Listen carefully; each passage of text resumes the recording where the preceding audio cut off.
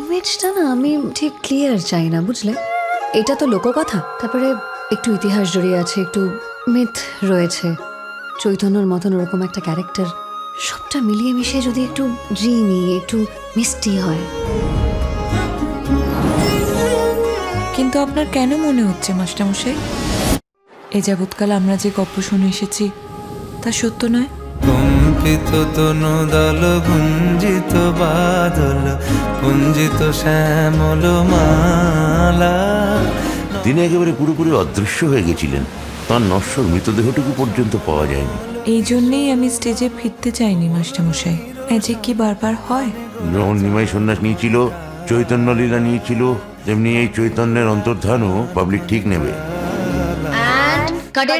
কি এবছর ন্যাশনালটা আসছে তাহলে? এটা সিনেমা বার তো, থিয়েটার নয়। লাইভ অডিয়েন্স কিভাবে রিয়াক্ট করছে সেটা ইমেটেরিয়াল এখানে।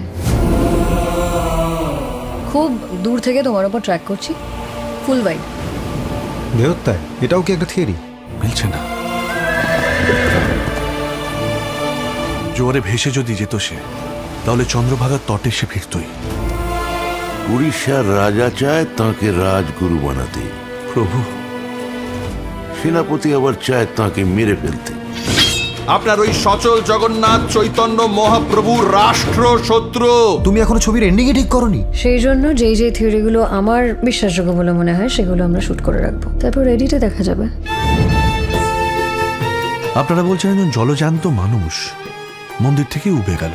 সুপ্রস্তুত হয়ে এসেছি আমি, উত্তর না নিয়ে এখান থেকে যাবো না। চিয়ার্স!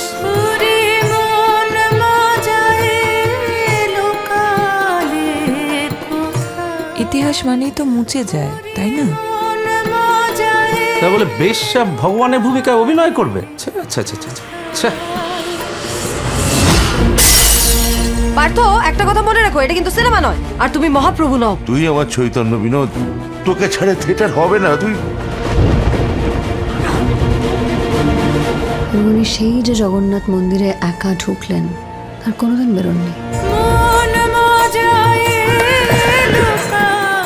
জগন্নাথ!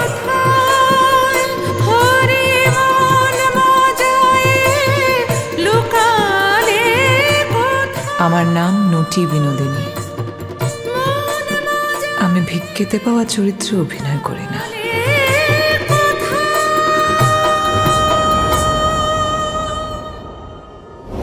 যুদ্ধ কখনো শান্তি এনে দেয় না,